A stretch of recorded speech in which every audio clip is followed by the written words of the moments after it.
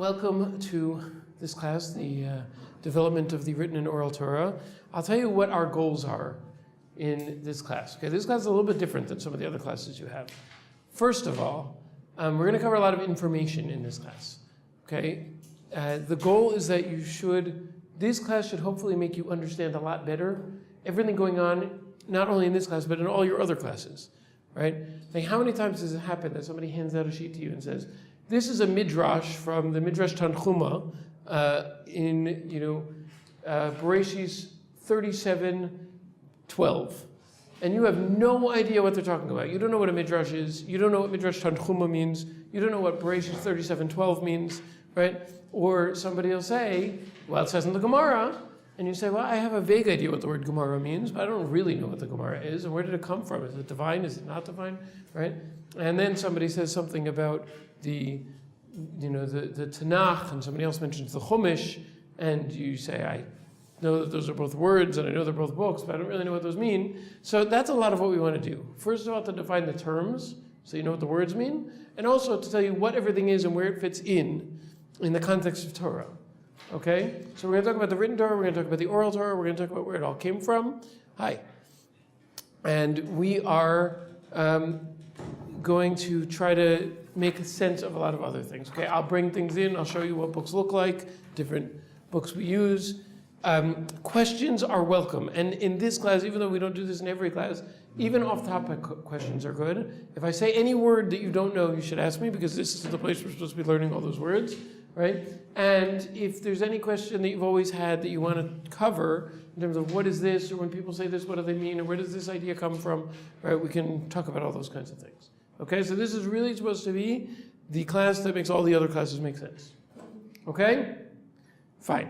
Now, we're going to start by talking about, if we want to talk about Torah and Jewish texts, so there is one moment in Jewish history that we have to start with.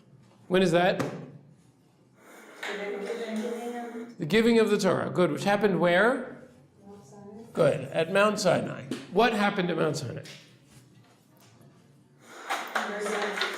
What? We received the Torah. Good. We received the Torah. What Torah? Do we get a book like this? Commandments, essentially. Okay, good. Right? The Ten Commandments. What else? Anything else? Okay, good. Very few people actually know exactly what happened at Mount Sinai. This is what the Torah tells us happened at Mount Sinai. Were we not taught it beforehand?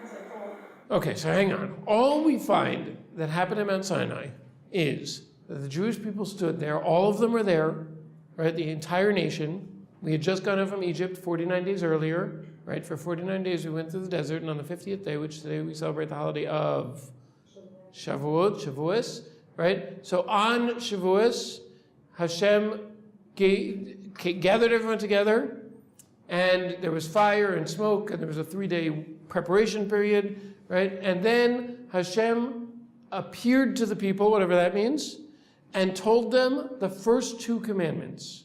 I am Hashem your God, Ani Anochi Hashem Elokecha, and you shall have no other gods before me. Right? Now, at that point, he had 8 more to go. But the people said, this is too intense for us. We don't want to hear this directly from Hashem. We want the Torah, right? They said, Na'aseh v'nishma. We will do and we will listen, right? We want to receive the Torah, but we don't want to hear the experience of the entire nation hearing directly from Hashem is too intense for us, right? Is there some other way we can get it? Why? So the Midrash, which we haven't talked about what the Midrash is yet, but the Midrash explains that the experience, there's several different answers to this question, but the experience of hearing Hashem speak, right, is so powerful for our neshama that the neshama in the state it is being inside the body, right, the soul inside the body, can't handle it. And so the people experience their soul breaking free from the body, which, what do we call that? Death. Right? So therefore, after the first commandment, everybody died. Right? Now Hashem's Hashem, so he could bring everybody back, which he did. Right? And everybody came back to life. Right? And then he told them the second commandment, and the same thing happened again. So at that point... Did he anticipate that would happen? Okay, that's a great question, right? Why did Hashem do it this way? Right? So it could be that Hashem knew that it was going to be too intense for the people to do, and yet he He felt that he had to do it, right? So that everybody could be sure that this was coming from Hashem, right? All the millions of people died. Yes. Yeah, and they all came back to life, except I think Moshe. I think Moshe did. That's his God and resurrected. Yes, yeah, whatever that looked like. Right, you can imagine it was a probably intense. And where is Mount Sinai? So Mount Sinai is in the Sinai Desert, right? Somewhere, right, the Sinai Desert, if you know the map, is somewhere in between Egypt and Israel, right? There's like, Israel looks like this, right? And then Egypt's over here. And then over here, there's a desert called the Sinai Desert. Now this, politically, right, used to be, for a period of time, was part of the state of Israel. Now it's Egypt, right? But in here somewhere is Mount Sinai. We don't know exactly where it is, right? There is a mountain in the Sinai Desert that people claim is Mount Sinai, right? And there's some kind of other religion thing there, right? I think some monks live up there or something, but it's not clear that is actually Mount Sinai. That may be a tourist attraction, right? But it's somewhere in the Sinai Desert. Remember, the people were on their way from, the map's not up there anymore, but from Egypt to Israel, right? And they were going through the desert. So this was in the middle of the desert, right? Good questions. Okay, so we got the first commandment, the second commandment. Everybody heard them. Then everybody said, this is too intense, isn't there some other possibility? And then everybody heard Hashem say, Moshe, Moshe, come up the mountain, right? And Moshe went up the mountain for 40 days and 40 nights. All right, we'll talk about what he did up there. He came back down. What did he find when he came back down? He found the golden calf. The people were worshiping a golden calf. What day of the year was that? What date? Nope, close. They were worshiping a golden calf when he came down, right? In fact, yeah, it was 3 weeks before Tisha B'Av. The 3 weeks. Good. The 17th of Tammuz, which is on this Shabbos, the date is the 17th of Tammuz. Sunday we will recognize the 17th of Tammuz with a fast, even though that'll actually be the 18th of Tammuz. Right? Yeah. Also, so these people were all Jewish before they were given the Torah? Well, again, Jewish is an interesting term, because there was no such thing as Jewish, right? So what were they? Let's go back to the beginning for a second. In the beginning, there was Adam and Eve, or Adam and Chava, right? Then, 10 generations later, we had Noach, right? The whole world died in a flood, except for Noach and his wife and children, right? And their wives. They then repopulated the world, right? So everybody came from Noach. His wife? Noach and his wife and their children and their wives, right? Repopulated the world. Everybody else died in the flood. They survived on the ark, right, on the Teva. So everybody in the world is called a Ben Noach. They come from Noach, right? Everyone. Even non-Jews, right? Now, later came Avraham, right? Avraham had a son named Yitzchak. Yitzchak had a son named Yaakov, right? Yaakov's name was changed to Yisrael. Okay, this is a quick Jewish history lesson, right? So Yaakov's name was called Yisrael. Yaakov / Yisrael had 12 sons, the 12 tribes, right? And they were called the children of Yisrael, of Israel, right? The Bnei Yisrael, the children of Israel, meaning the sons of Israel, right? Now that is the closest thing we had to Jewish people until the time we stood at Mount Sinai, right? At Mount Sinai, we got the Torah. Once we got the Torah, then we were the Jewish people. But who were those, like, how are those 2 million people? Yeah. So, like, how did those people come to Mount Sinai without all of the rest? Like, what brought those people together? This was the Bnei Yisrael, the children of Israel, right? Again, the way we got to keep going, right? So the children of Israel, right, came down to Egypt. If you've ever seen the Broadway show Joseph and the Technicolor Dreamcoat, right? So Joseph went into Egypt, right? He was sold into slavery, became the viceroy of Egypt, right? And because of his brilliance and his connection with Hashem, they had food, Egypt, when there was a terrible 7-year famine. Everybody else in the world ran out of food, so everybody was coming to Egypt, including Yaakov / Yisrael and his other children. And they came over reunited with Joseph in Egypt. Now then they settled in the land of Goshen, which is in Egypt, right? And they had lots of children and grandchildren, great-grandchildren, great-great-grandchildren, and then they became slaves, right? So these are all the people derived from Israel? Yes, all of his descendants, right? And they, they became slaves, right? To Pharaoh in Mitzrayim, in Egypt, right? They lived like that for a long time, and eventually they were taken out. Now, there were some people who, after they went out of Egypt miraculously, joined them. For example, Jethro, who turned out to be Moshe's father-in-law. Moshe married his daughter, right? So there were people, and there were some Egyptians also, who decided, you know what, these people seem to have a connection with Hashem, they seem to know what they're doing, the rest of the rest of Egypt seems to be having plagues happen to them, we're going with the Jews, we're going with the Bnei Israel, right? So until we stood at Mount Sinai, anybody who wanted to could join Bnei Israel, right? Could join the children of Israel and become part of this nation, right? But once we stood at Mount Sinai, then we were the Jewish people. After that, anybody who wanted to become Jewish had to convert, right? But until then, we weren't Jewish. We were Bnei Yisrael, right? We hadn't received the Torah yet. What's Bnei? Bnei means the children of, right? Bnei Yisrael, right? The children of Israel. And we still refer to ourselves as Bnei Israel, right? So Bnei Israel means the children of Israel, which literally means the sons of Jacob, right? The sons of Yisrael, okay? So, right, so then we went out of Egypt. For 49 days we were wandering the desert, and then on the 50th day we were at Mount Sinai, and that's when this happened, okay? There were 600,000 men between the ages of 20 and 60 at Mount Sinai. Now, the younger people and the older people and the women were all there also, right? So we extrapolate that there were probably about 2 million people there, right? Why is there only a record of the number of men? Because there was a census taken of the people who were eligible for military service, right, which was men between 20 and 60. And how do we have record of this? It's in the Torah. It's in the written Torah, right? So, okay, so there we understood, we have the accounting of the 600,000 men 20 to 60, and we extrapolate from there, then there were probably also 600,000 women that age, and then you have all the people over 60 and all the people under 60, and it probably comes out to about 2 million, between 2 and 3 million people. Okay? Now,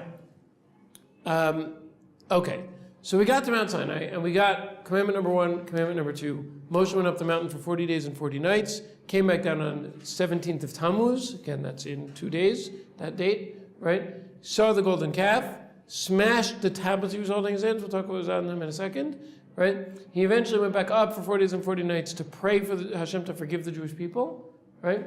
And then eventually Hashem did forgive the Jewish people, and Moshe received a second set of these tablets, right? And that time he came down on Yom Kippur, and as a sign that the Jewish people had been forgiven, right, which is one of the reasons why we pray for forgiveness on Yom Kippur, right? Moshe came down with the new tablets, and those stuck. Okay? Now, what's on these tablets? What's on the 2 tablets? The 10 Commandments, right? Okay, so that's one thing that happened at Mount Sinai. We know that Moshe received the 10 Commandments. The Jewish people heard the first 2, and the whole Jewish people heard the next 8. And just Moshe Rabbeinu heard the next 8, and came down with them engraved on stone tablets. We understand these stone tablets were miraculous, right? There were all kinds of things on them. They were imprinted with the finger of Hashem, whatever that means. Hashem doesn't have a finger, right? At least not a finger like this, right? Okay, so that's one thing. Now, we also have what we call the books of Moses, right? How many of them are there? Good. The 5 books of Moshe. We'll talk in a minute about where they came from and when they came. But this is what we call the written Torah. And it starts with the 5 books of Moses, or of Moshe. What are they called? Good. Bereshis, or Genesis. Shmos is Exodus. Vayikra is Leviticus. Bamidbar is Numbers. And Devarim, Deuteronomy. Okay, these are called the 5 books of Moshe. Okay, we relate to these as word for word, letter for letter, the word of Hashem. Okay, so these are not just divinely inspired, but actually divine, word for word, letter for letter, the word of Hashem, said by Hashem, and written down by Moshe. Right, so Hashem dictated word for word, letter for letter what to write, and Moshe wrote it down. Okay, now what do we call this? The 5 books of Moshe. But what do we call it in Hebrew? Good. right? The word for 5 in Hebrew is chamesh, right?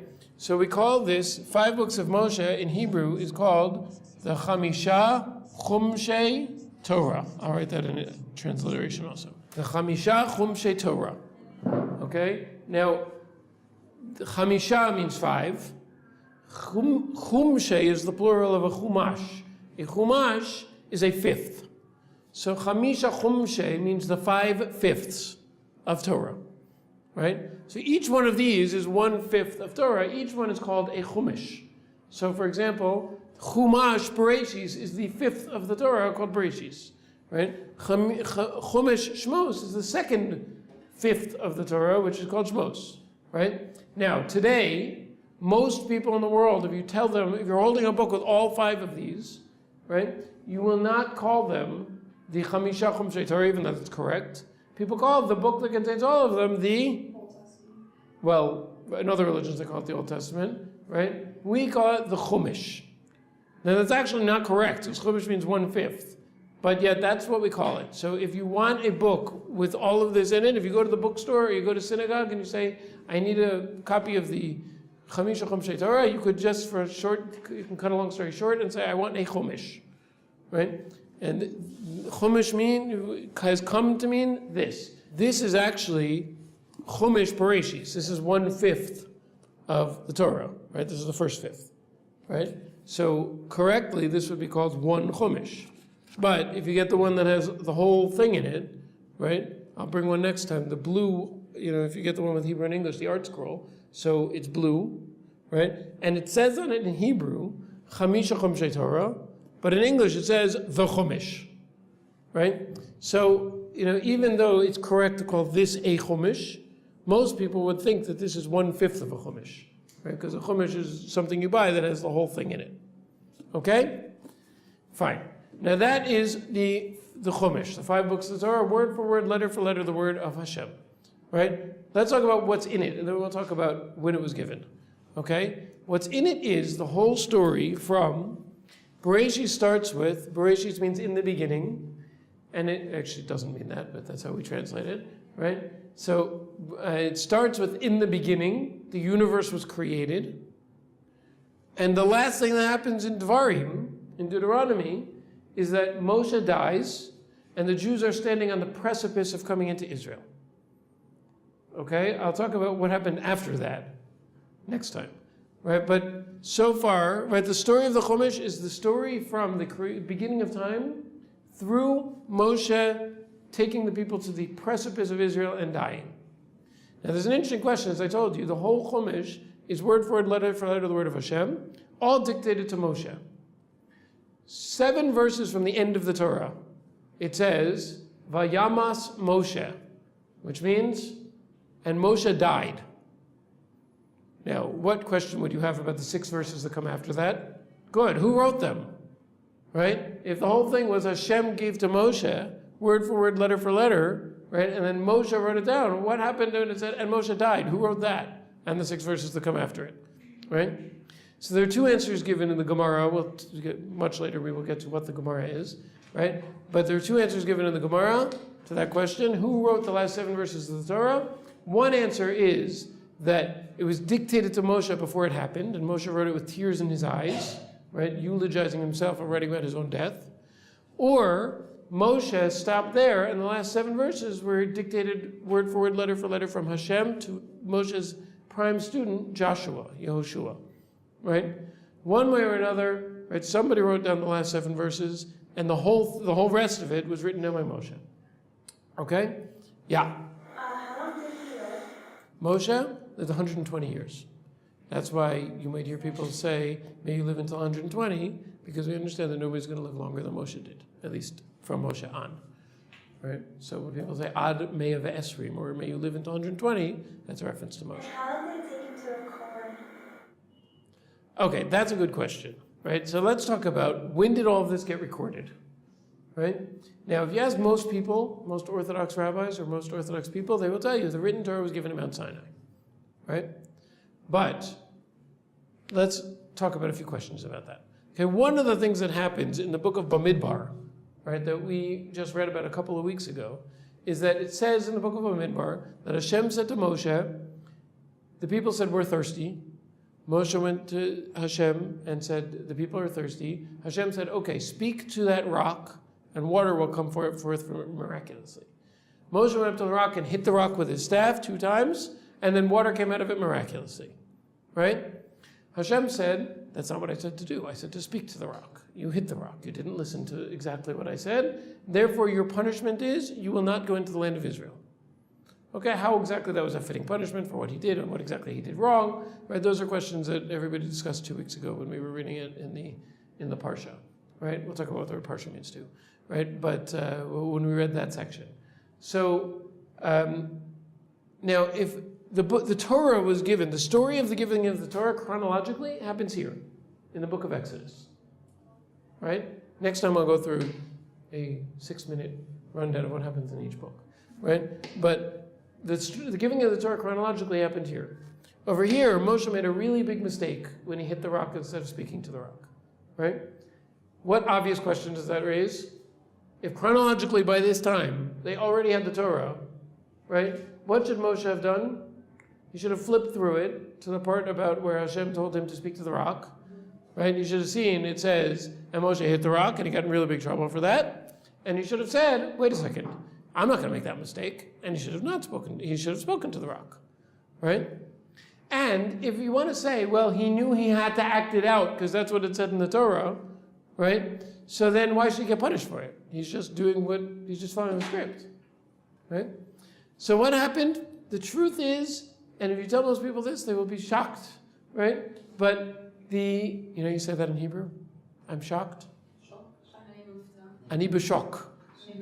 Ani b'shok. That's how you say it in Hebrew. So, usually like this. Ani b'shok. Okay, so the answer is that the whole written Torah was not given at Mount Sinai. And it could be, in fact, that almost none of the written Torah was given at Mount Sinai. Right? Everything that happened after the giving of the Torah was given in installments throughout as they went through the desert. Right? The rest of this story, from the giving of the Torah to the end, is all the 40 years that the Jews were wandering in the desert. Right? Them going into Israel happened after Moshe's death. Right? So from the middle of this book through the end is the 40 years they wandered in the desert. And what would happen is, and this is even recorded in several places in the Chumash, one of them is in this week's Parsha, right? That certain times Hashem would say to Moshe, Moshe, come into the tent of meeting and I will give you the next installment of the Torah. Right? They had a tent of meeting, right? That's what it's called, the Ohel Moed. And in there, Moshe would go in and Hashem would dictate to him, word for word, letter for letter, the next installment of the Torah. Right? So it was all given divinely from Hashem to Moshe. And it was all written down by Moshe. Right? But it was not all given at the same time.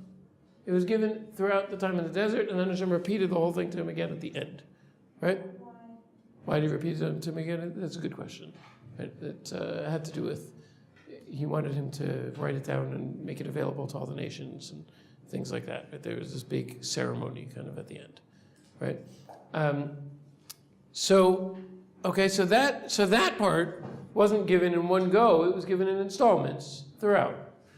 What about everything that came before that?